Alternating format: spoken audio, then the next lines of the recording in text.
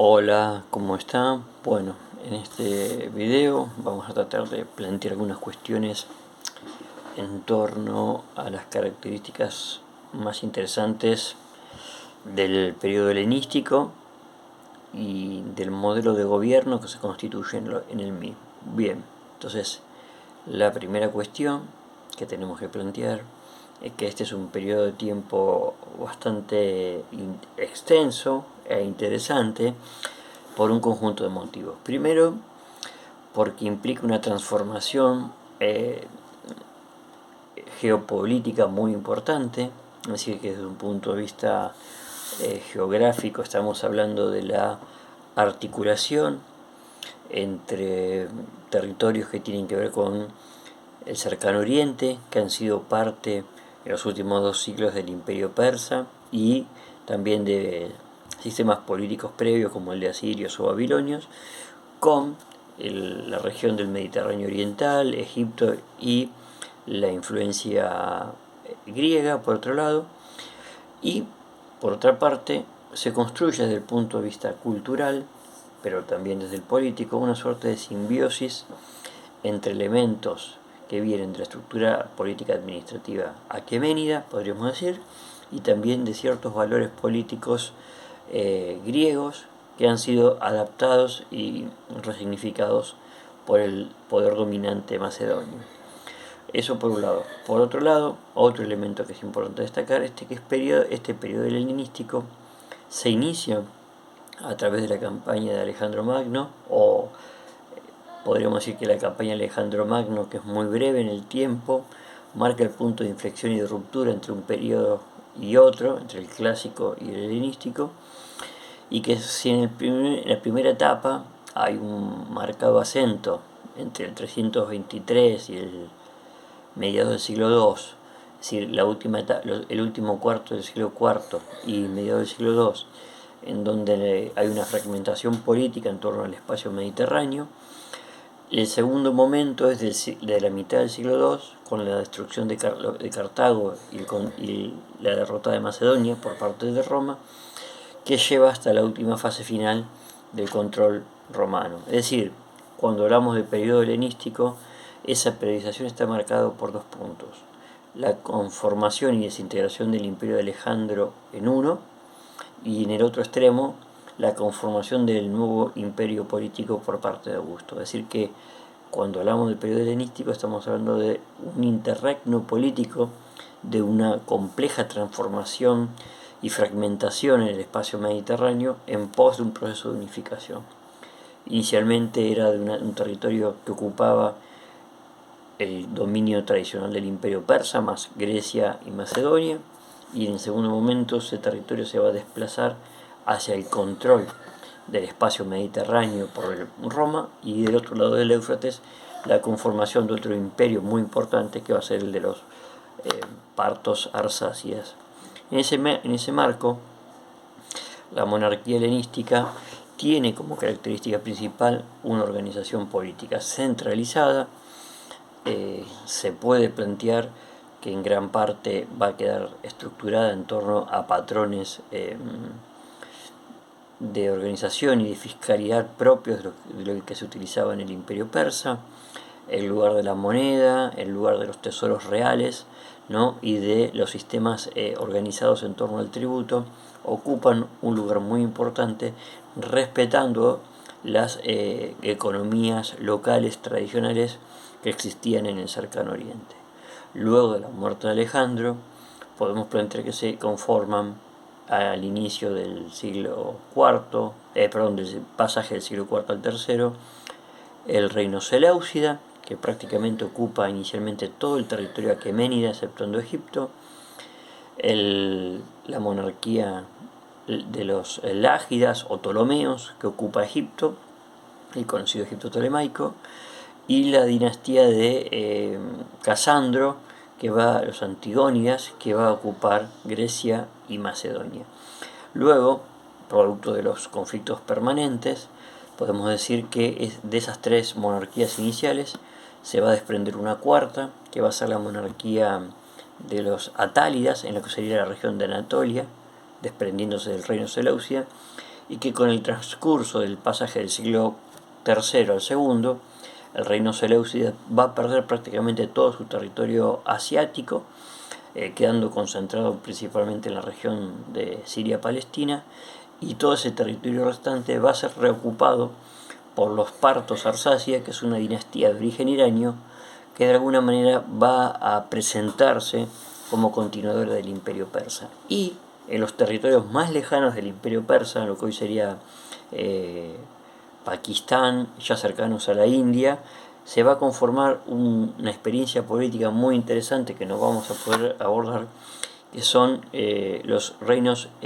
greco-bactrianos e indogriegos, es decir, reinos de matriz helenística que van a quedar articulados con la tradición de los reinos, de un sincretismo cultural de la India, es decir, mirando más hacia la tradición del índico y no como los reinos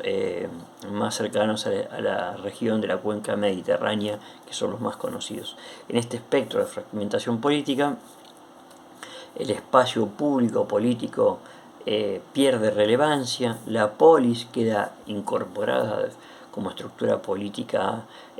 como diría Graham Shipley, de carácter municipal, es decir, sigue existiendo como espacio público, los lugares para habitar la ciudad, el gimnasio, el teatro, el ágora, pero ya no tienen la relevancia política que tenían en un principio porque han perdido su autonomía completa y se encuentran sometidos a un poder superior. El monarca helenístico claramente busca emular la tradición política de Alejandro Magno, que es el ícono a seguir. Es un gran mecenas, es decir, comienza todo un periodo muy interesante en donde se estimulan las artes, donde hay un nuevo periodo en la poesía y en la escritura, y en donde también podemos ver que en toda la tradición épica y mítica que se había desarrollado en los siglos previos, desde la época de Homero, hay como una suerte de afán clasificatorio, si se puede decir, y también la ciencia antigua adquiere otra relevancia, ya que es en este periodo y con una gran ciudad como Alejandría, en donde a través de su biblioteca, que ha sido muy conocida, se va a pasar a la compilación de la Ilíada, la Odisea como la conocemos en parte hoy, y la construcción de toda una tradición literaria muy importante que va a ser recopilada, entre ellas la Septuaginta, que va a ser la Biblia escrita en griego. Es decir, Atenas de alguna manera, aunque no pierde la totalidad de esa relevancia cultural que alcanzó en el periodo clásico, comienza a verse relevada y relegada por otras ciudades como Alejandría, Antioquía, Éfeso, que son ciudades que van a adquirir un gran peso en el periodo helenístico y que además van a ser ciertas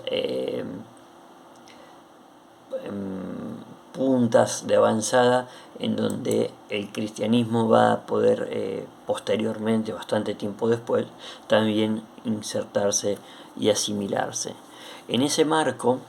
donde se retransforma todo este espacio mediterráneo, también podemos ver que la dinámica de las mujeres, de los sectores aristocráticos y gobernantes es muy importante,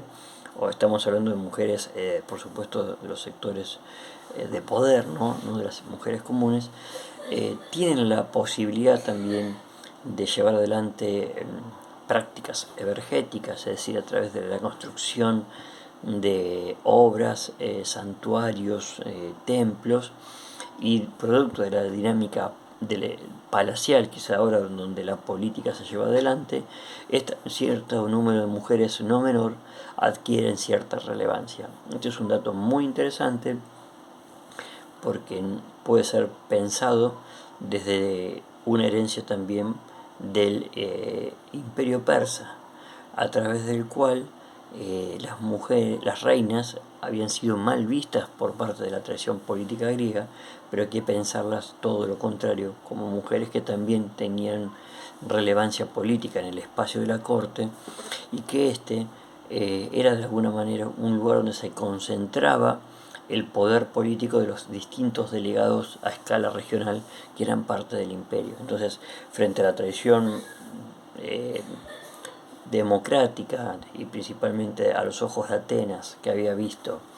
todo este recorrido político monárquico como una suerte de forma tiránica, en realidad lo que tal vez haya que pensar es que ha existido otra forma de poder ver el mundo griego y el persa en otro tipo de interacción, y ahora finalmente, producto de la expansión de Alejandro sobre el imperio aquemenida y su posterior muerte, vemos cómo esos sincretismos se articulan de una forma más concentrada una vez que las barreras políticas y culturales que existían de alguna manera se disuelven.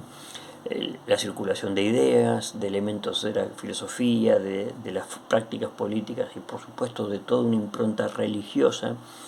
que también adquiere un lugar muy importante. La religión abandona el espacio ya del culto cívico y comienza a tomar relevancia la presencia de una forma de religión más ligada a las ideas de los cultos de salvación que comienzan a verse en las prácticas de carácter mistéricas, y que no sería descabellado plantear que sientan una semilla para que el individuo,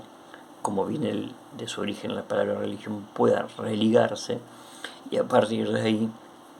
encontrar un nuevo tipo de identidad, y esto le permite de alguna forma volver a organizar su existencia. Así que bueno, estos elementos que estamos planteando nos muestran un nuevo paradigma político, cultural, religioso y organizativo en el espacio mediterráneo en una escala geográfica mucho más amplia, en donde la polis griega que hemos venido analizando desde el primer cuatrimestre pierde ya su carácter autonómico y tiene que insertarse en este nuevo marco político más amplio que finalmente va a terminar teniendo escala mediterránea. Les mando un abrazo.